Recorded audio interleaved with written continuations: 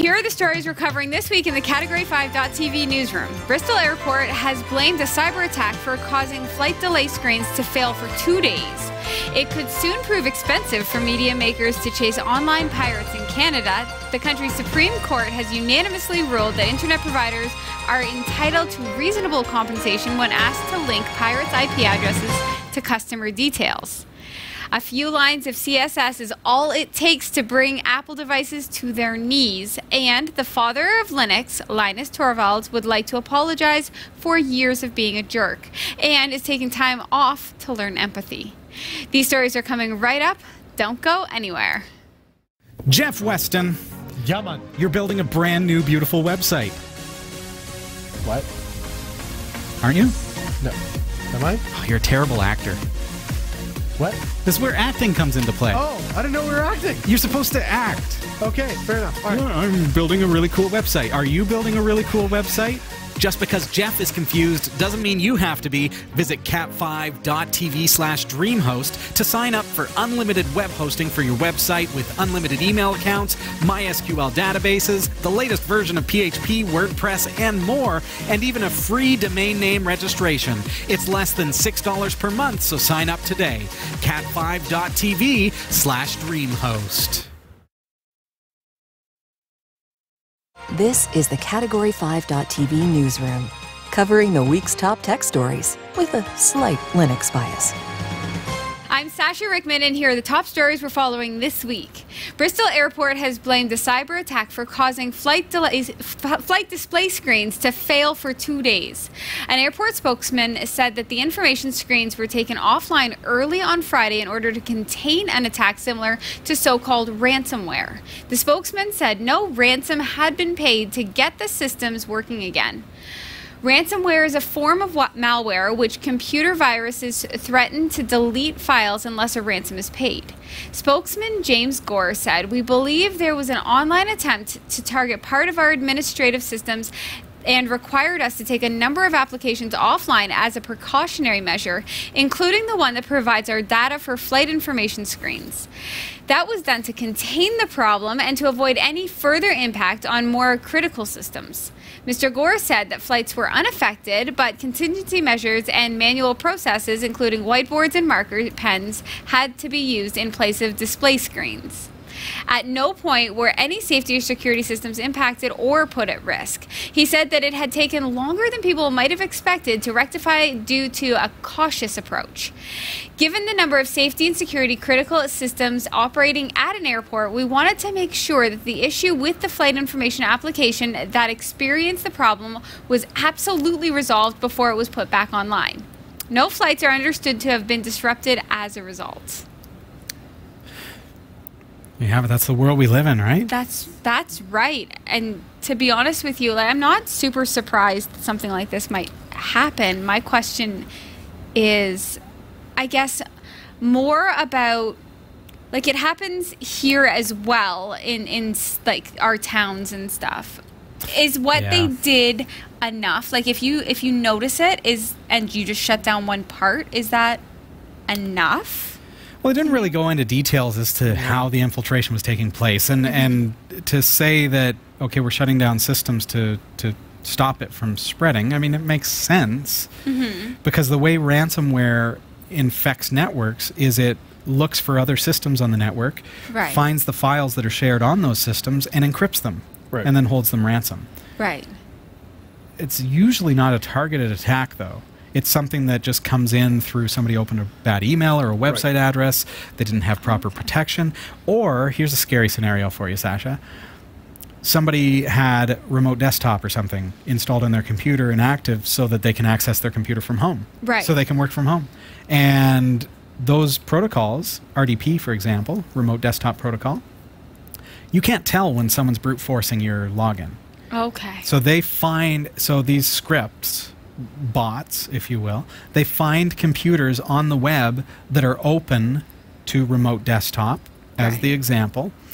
And once they find that computer, it starts guessing at the password. And it keeps going until it gets in. And once it gets in, it then infiltrates the network. and then just goes from it can there. spread, yeah. So how it got in, I'm not really clear on this one. Right. But it could have been somebody opening a bad email, a file that was ransomware that could spread. In the news, they're calling it a virus, so it makes me think maybe it is a bit of a Trojan horse or something like that, something that somebody opened and it, here's your invoice. Open the invoice. It's scary. Oh, Yeah. sorry. No, Sure no, is. go ahead. It's scary just to think that it's the airport. So airport security is paramount. And here's a computer system. I mean, mind you, it's just the flight information, but that's a system inside the airport. So now they can get in there. They could have gone anywhere. So I understand. At the end of the day, it's flight information, arrival times and departures, which would be linked with air traffic control within the airport, you'd think, because it's monitoring the signals from the planes. What I love about the story is that they go beyond the talking about the issue to say, but we use whiteboards and dry erase markers. You've been there, done that? It reminds me of my recent work experience where my computer shut down, and I used my boogie board, and and as patients were coming in, I was signing them in so that I knew the order of arrival and I could tell them where to go. That's exactly what happened. Are you sure that this was ransomware, or was it just a Windows update?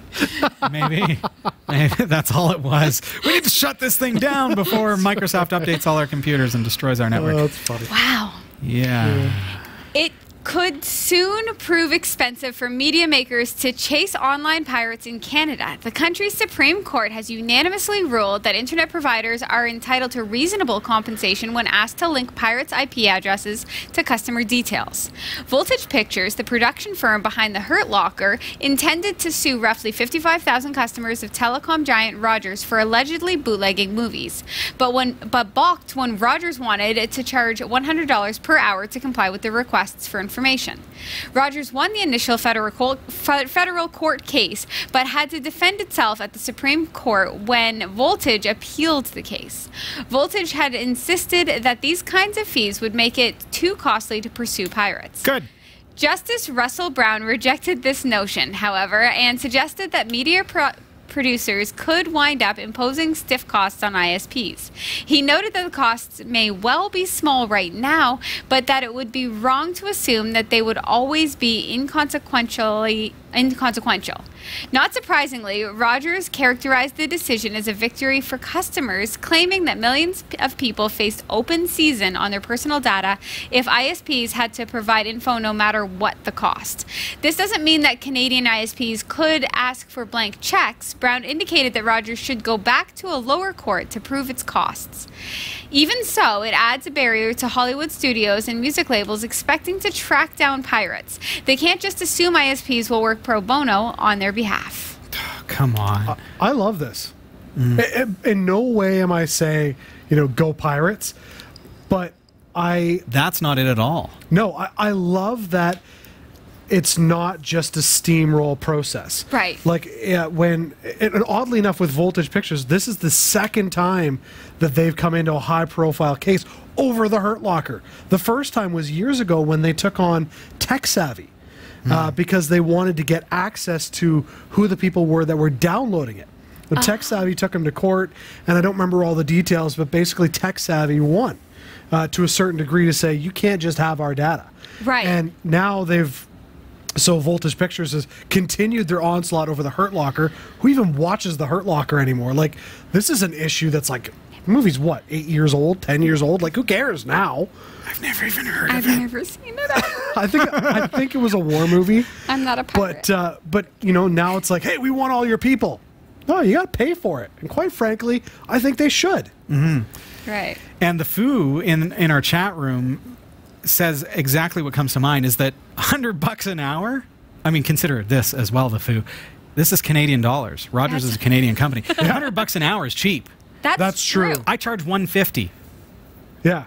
I mean, So I'm just saying. I assume that there's information all over the place. Like, I'm assuming that you're tracked all along the way. So are they just looking for a legal way to get the information from people? They're trying to get it like as if it's public record, like as if Rogers is obliged to provide this information because it's illegal what these people are doing. So you must give us this information. Well, then pay. Yeah. And Rogers is a huge company, so Massive there's two sides of this where it's like, I don't want to sound like I'm defending Rogers, because that's not the case. What the case is that nobody should make that assumption that they could just go and assume that, well, I can just get this information, no charge. That's not right. Because the customer is breaking the law.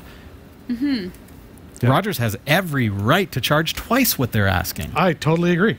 Yeah, they're being every right. They're being really reserved in this. Absolutely. Yeah, But and not only that, depending on what the data is that's been requested, I mean, we're talking 55,000 clients, I think it said in the story. Mm-hmm. I mean, Rogers would have to make sure that the information they're sharing in no way goes beyond what's been requested. And so that means going through the 55,000 files Oh my gosh. to say, you know, we want to make sure that we're not just, you know, maybe it's the addresses and the names. We're not giving you billing information. We're not giving you credit information. Like, so, I mean, that's going to take a lot of time. Right. They my need to be goodness, careful yeah. because if Rogers screwed up, you know that anybody who gets sued is going to go after Rogers to say, you gave information that you shouldn't have, it impacted the case, blah, blah, blah. But it's a hurt locker, for crying out loud. I don't care what it is. It has to do with, like, companies' rights. Yeah. I mean, But it's the fact that it's true. that one movie they're still You're- pushing. It's like I know. there's other movies that people are pirating. Okay, so speaking of other movies, I went to the Toronto International Film Festival for the first time ever, and I was sitting in it was incredible, I'll tell you. But I was sitting in the audience, and all of these warnings come up about, you know, don't bring your recording devices in Yeah. and everything. no bootlegging. Yeah. But what's great about it is all of these warnings come up, and then everybody goes, "Arr!" in the whole. It was the best ever. So Bunch thank of you, pirates Audie. they are. Yeah. That's funny. Wow. That's funny. So, I mean, pirating is wrong. Sure. It is stealing, but So many facets to the story, though. giving Yeah. information for free to somebody who just requests it is more wrong. So, Yeah. I love it. that's it. A few lines of CSS is all it takes to bring Apple devices to their knees. Apple iPhones, iPads, and Mac computers that stray onto websites with malicious CSS code while using Safari can crash or fail fall overdue to a flaw in the web browser. The WebKit rendering engine vulnerability can be triggered by just a few lines of code in a CSS file. On iOS devices, at least, it all starts to go wrong when the browser tries to parse a processor-intensive CSS feature called backdrop filter on nested page elements.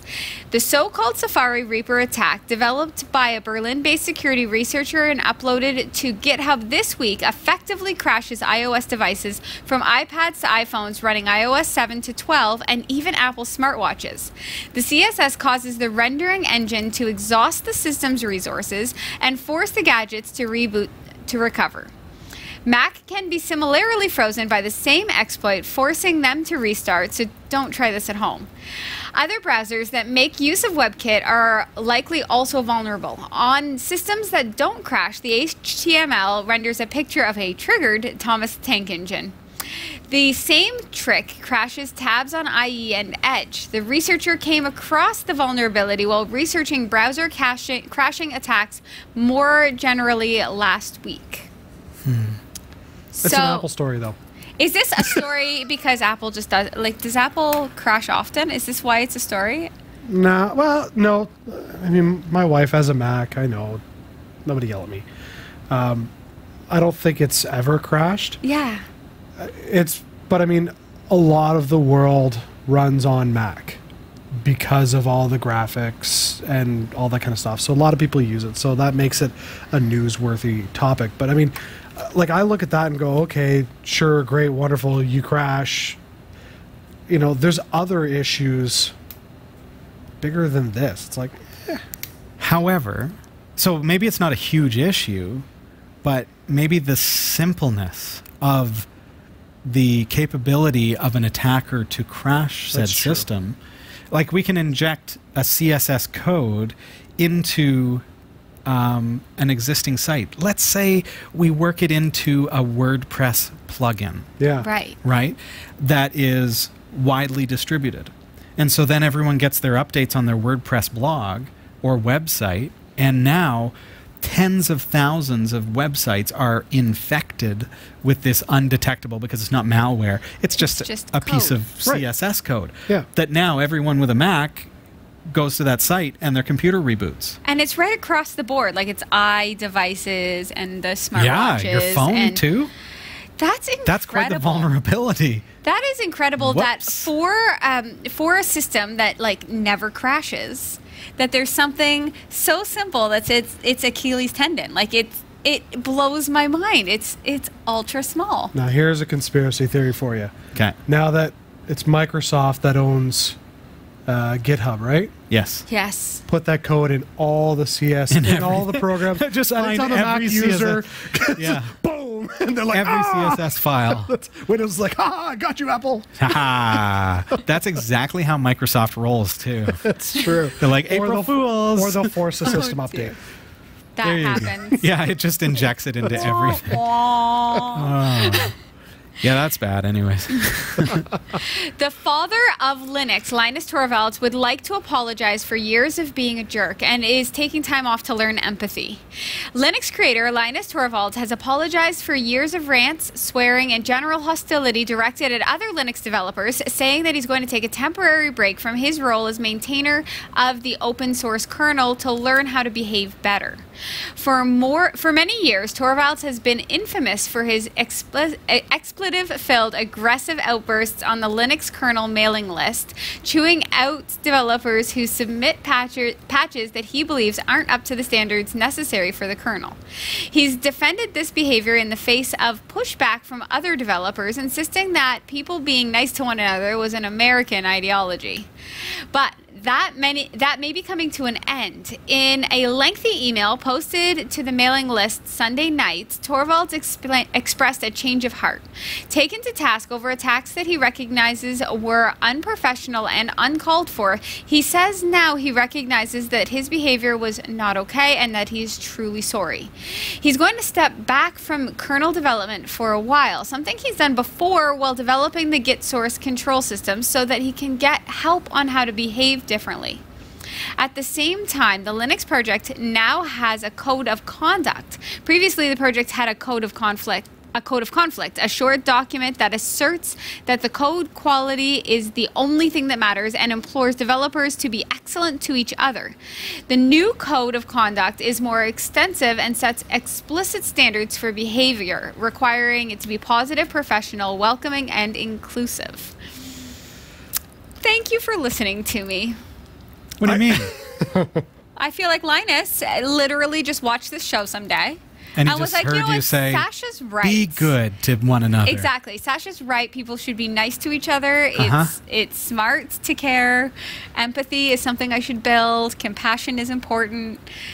This is what happened, and I thank you, Linus. I actually really want to be your friend. We have such a mentality here of community and caring for one another and supporting one another between our community, the hosts. Yes. What's this about? Why are you? He's like, no. This has legal proceedings written all over. Do you think so? It. Yeah, that's 100%. 100%. There's somebody within the company who within the filed community, within the development community. Yes, you think so? But I think probably even more so within the company that filed a complaint that became a legal matter, and that's why these kind of statements are issued. That's why on his departure, you see a change in the code of conduct, all the kind of stuff. This says settlement all over it. I see what you're saying. So I watched the Steve Jobs movie on Netflix like the last 2 days. I watched a little bit of it each night before I fell asleep. And It was that good, eh? Hey, now. It's just I got halfway through and I fell asleep. And then I watched it the next night. A little bit. All right, yes. In this movie, and I don't know how true it is, Steve Jobs is a big old jerk too. Oh, yeah? Like, really. Yeah. Well, this is where I was going, is that I have mad respect for Linus Torvalds. Yeah. Like, he is a brilliant man. And he admits his flaws, and he is flawed, and we're all flawed. Sure. And backing up, like, we have such a community mindset here, and we care. But I have bad days. Right. Right? And I have stressful days, and he is like the head of this thing. Right. When you have that, like, flame of genius in your mind, you really need to protect it. And I really do think, like, he's a genius, and Steve Jobs was a genius, and you're also a genius. Oh, come on now. But I think that sometimes... I like how that went. I like that was nice. That's our T-shirt for the week, folks. Sometimes you get so consumed by feeding that because you know that, like, it becomes your worth, that you forget about how you look to everybody else. I joked about it before our show tonight about how incredibly particular I am about certain things behind the scenes, like just making sure that things work and things are the way they have to be set up the way that they should be. Right, but it's super respectable. Like, I respect the fact that you have figured it out, you've plotted it out in the future, you know what may go wrong, and you want to check it before it happens, right? So, I'm more like throw caution to the wind. I walk around with reckless abandon. I need people like you. But when imagine if like I'm small fries, but Linus, you know, he is that guy for Linux, and so if somebody steps in and offers a commit that is not up to his standard, that is not in line with the things, and he's admittedly brusque with people and you know, very pointed with people, and he says it's, you know, he's just not a people person. He likes to sit in front of a computer, and that's his comfortable place. That's where he's comfortable, and he doesn't deal nicely with people, and he admits that. And so if somebody is offering a commit, he may appreciate the commit, but if he has to go back and recode it to make it work the way that he wants it to look and work and function, and he expects people to instead follow that code of conflict, if you will, the here's how the code should be. Do it that way. That's how we've laid it out. I want you to, when you submit it, I want it to be that way. So I understand, I admire, and I respect his position. Right. As a delicately emotioned person, right? I need maybe I'm a millennial. I don't know. Like, I need a lot. You don't fit within the group. I just need a lot of positive reinforcement if I put effort into something. Sure. So, okay, say I go ahead and I send him a kernel. I don't know what I do, but I send him a kernel. Here you go, Linus. Right, and it's not great. I don't want to be told I'm a bad person, right? It's a bad thing. No, absolutely. Right.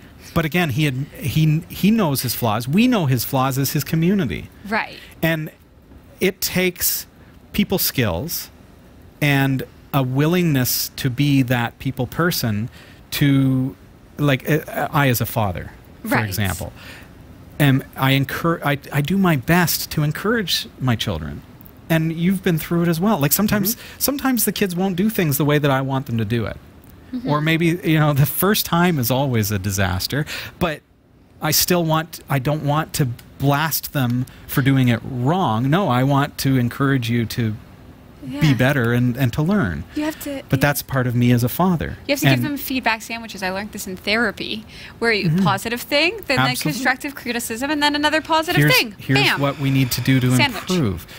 But that's not him. Right. And he's not our father. He doesn't love me. He doesn't love his community the way that I love my children. And so don't expect that of him. So, but I think you may be right. I think I'm 100% right. Yeah. I don't know. What do you think?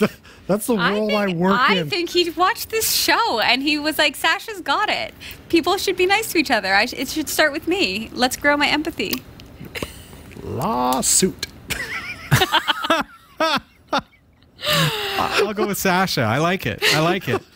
Big thanks to Roy W. Nash and our community of viewers for submitting stories to us this week.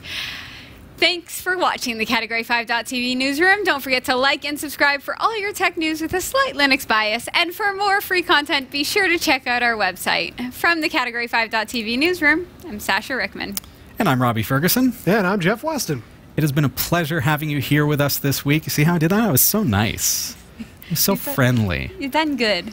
Yeah, you know, and that's how we can do it around here. So thank you. Thank you for being a part of this community. We appreciate you. Here we go. Don't forget to visit our website, category5.tv. If you're watching on YouTube, don't forget to like this video and also subscribe, hit the bell, and you'll get the notifications every time we bring out a new video or when we are live. How cool is that? Check us out there. Have a great week, everybody. We'll see you same time, same place next week.